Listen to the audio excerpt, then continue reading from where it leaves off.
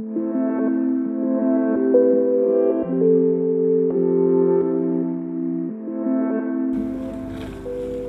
on board a unique piece of Australian heritage. This is Southern Cross 2, a beautiful classic super yacht made famous for being the support vessel for 1983 America's Cup winning yacht Australia 2.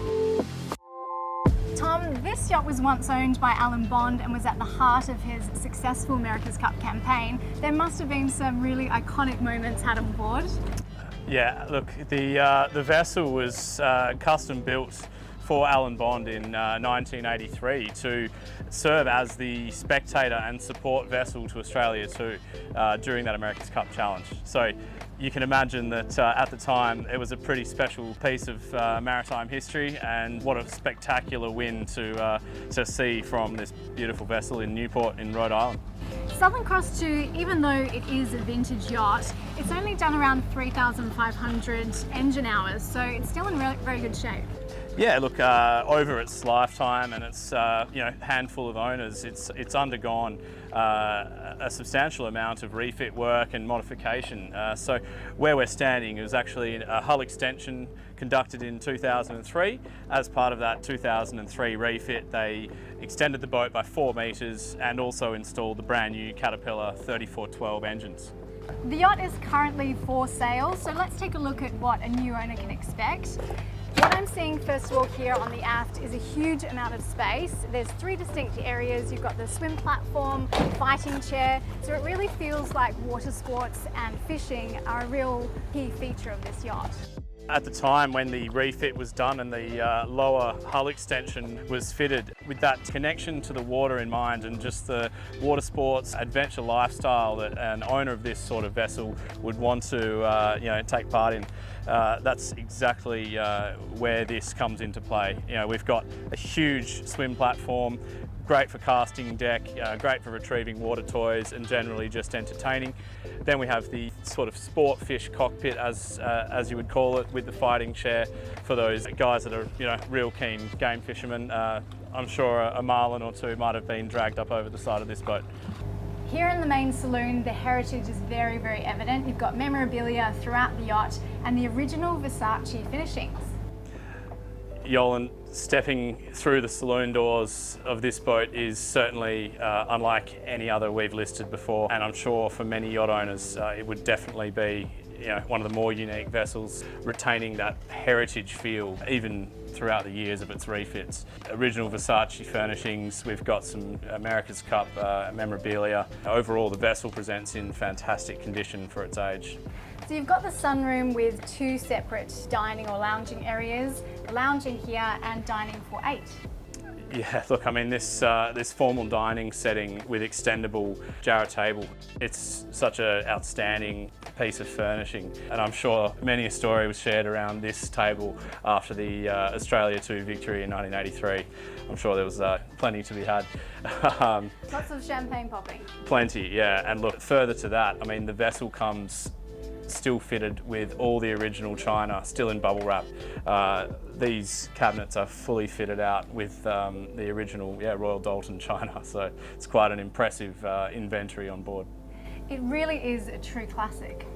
Look, I think any potential owner or interested buyer looking for a long-range Explorer motor yacht should seriously consider buying something that is a little bit more vintage. They can get into it for a lower price point, and it allows them to really do those changes and upgrades that they want without worrying too much about budget.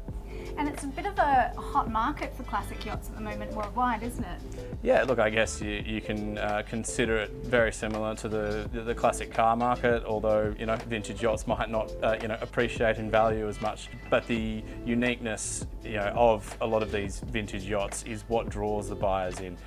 Having something that is absolutely a one-off is certainly going to differentiate you from the production boat crowd. So what sort of amenities does the boat have on board for entertaining? Look, the galley is a fully fitted chef's galley with brand new ovens, a massive eutectic fridge freezer, a wine fridge, dishwasher, everything a professional cook might need on board a vessel. Certainly enough to cater for a large group of friends or family going away on extended trips.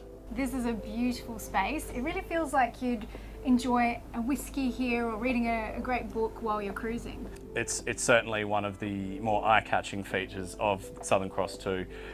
What originally was the helm station of this boat was converted into this fantastic formal lounge area as such, and I guess an office space for that matter.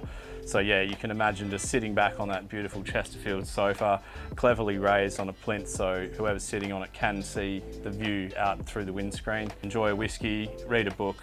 It's a pretty cool place to be. And there are actually 6 different lounging areas on board.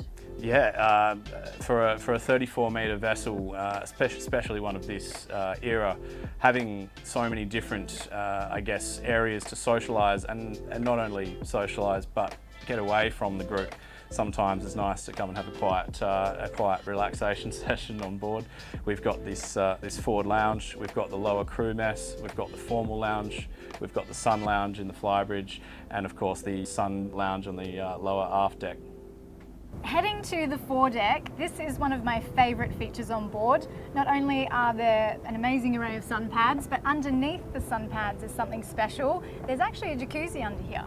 Yeah, I mean, what super yacht would be without a jacuzzi? It's certainly a feature that will appeal to any buyer in this market. And look, I truly think that in WA especially, having the ability to open the sun pad up, jump in the jacuzzi to cool off, particularly in the Kimberley where swimming's not always an option. So yeah, and on those colder nights, crank up the heat and enjoy this jacuzzi with your mates.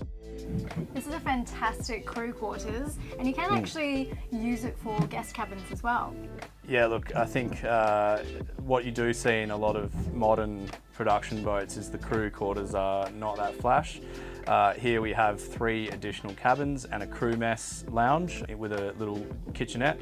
I think this also doubles as overflow accommodation for kids or additional guests on board. And if you are the type of owner that wants the boat fully crewed, they're not going to be led astray. This is a very comfortable area.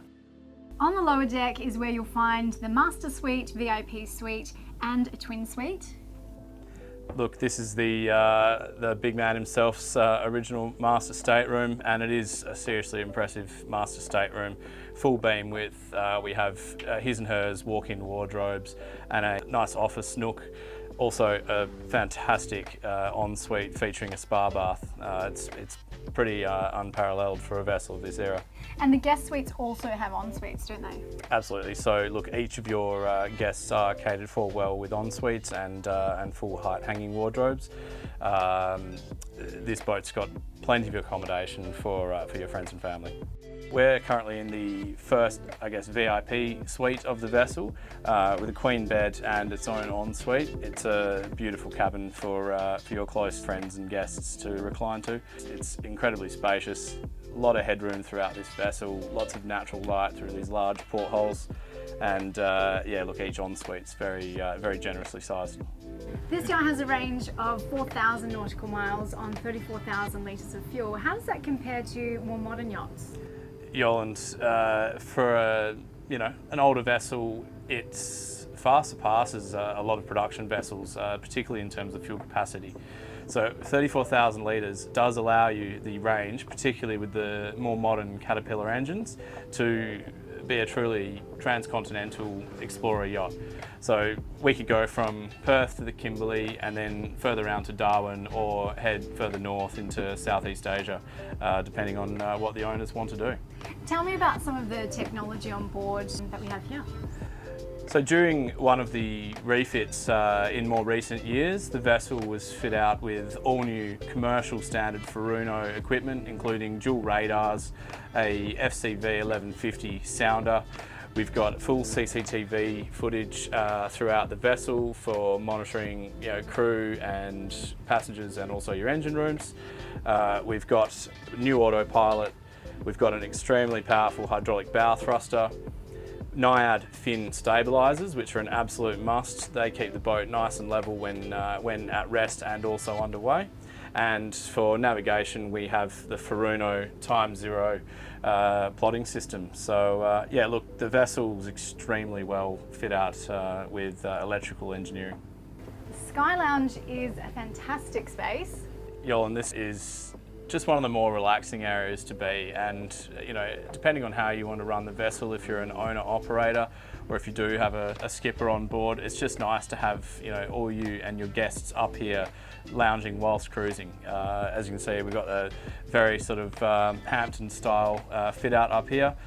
We've got 2 large fridge freezers underneath the countertop and these beautiful bifold doors that open up to the aft bridge deck.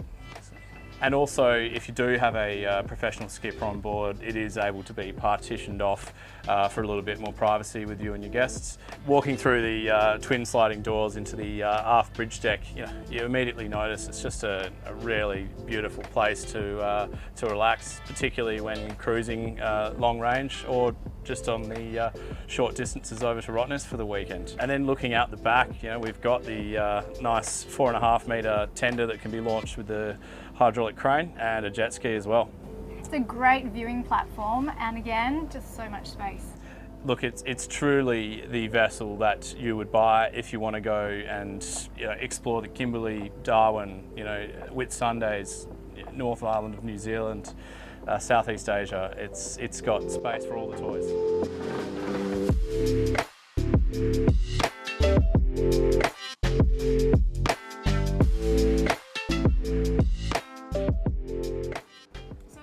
This is a 34-metre classic Explorer yacht that is ideal for long-range cruising. So you could go from Perth to the Kimberley or down to Esperance, but it's also, as we've seen today, great for coming across to Rottnest.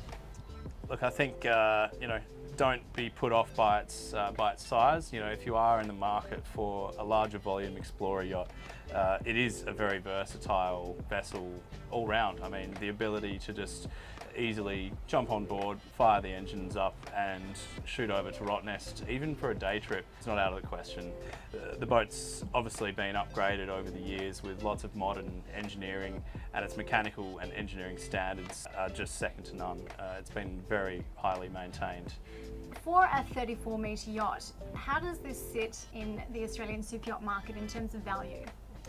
I think Southern Cross 2 really appeals to a broad market. I mean, it sits in a price point that is actually quite accessible to a lot of buyers, yet it's value for volume. I mean, it also allows any buyer that is interested in a boat of this level to get in at a relatively achievable price point and have some money left over in the budget to upgrade it and improve it to their standards.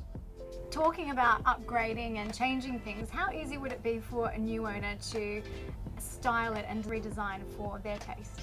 Again, I think the appeal to a lot of people in the yacht market, particularly towards vintage or classic vessels, is that being able to start with a blank canvas as such and do the interior refit options and upgrades and resprays to their liking without fear of tearing apart a brand new boat. That is what's drawing more people to the vintage yacht market. Having something that is truly unique, one of one, like a vintage car or a piece of art, it's just that selling proposition that is drawing these buyers in. Well, thank you so much for having us on board. If you'd like to find out more or to arrange a viewing with Tom, here are the details.